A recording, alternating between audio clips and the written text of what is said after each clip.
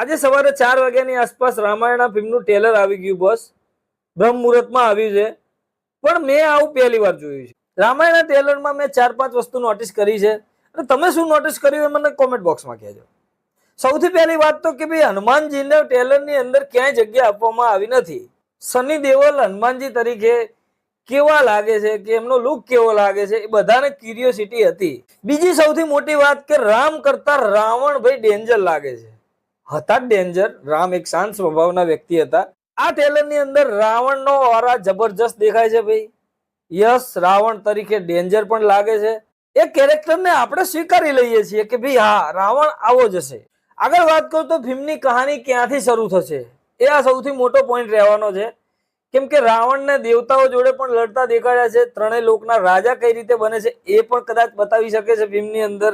સાથે બીજી એક વસ્તુ કહું તો દશરથનું કેરેક્ટર મને ક્યાંક ને ક્યાંક થોડું ડીમ લાગ્યું.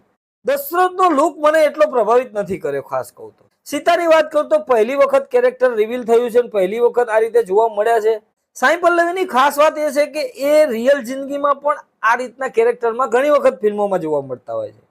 એટલે અહીંયા સીતાના રોલમાં એ પરફેક્ટ સેટ થાય છે. રણવીર કપૂર એઝ રામ તરીકે સ્વીકારવામાં હજુ મને ક્યાંક ને ક્યાંક ખચકાટ થઈ રહ્યો છે. રામ તરીકે જોવામાં હજુ સંપૂર્ણ 100% હું શ્યોર નથી લાગતો યાર. ક્યાંક ને ક્યાંક કંઈક તો એવી વસ્તુ લાગે છે કે યાર કંઈક મિસિંગ થઈ રહ્યું છે.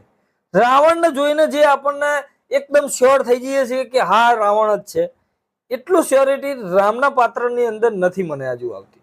બાકી કહાની, એના વીએફએક્સ, એનું ટેકનિકલી કોઈ જ કમી નથી લાગતી. અત્યારે જે પાત્રો બતાવે છે, જે મોન્સ્ટર બતાવે છે, એ બધા જ આપણને પ્રભાવિત કરે છે. ગરુડ હોય કે હાથીના હોય કે બીજા કોઈ અન્ય છે, એ દરેક વસ્તુ ઇમ્પ્રેસ કરે છે. અહીંયા ટેકનિકલમાં કંઈ જ હજુ મને વીએફએક્સમાં પણ કોઈ જ ખામી હજુ દેખાઈ નથી. મતલબ મોટા પડદે આ ફિલ્મ જોવાની ખરેખર મજા આવવાની છે. તમે આ ટ્રેલર જોયું હોય, તમને કેવું લાગ્યું છે, તમારા મંતવ્ય કોમેન્ટ બોક્સમાં જરૂરથી આપો, અને પેજને ફોલો કરવાનું ના ભૂલતા.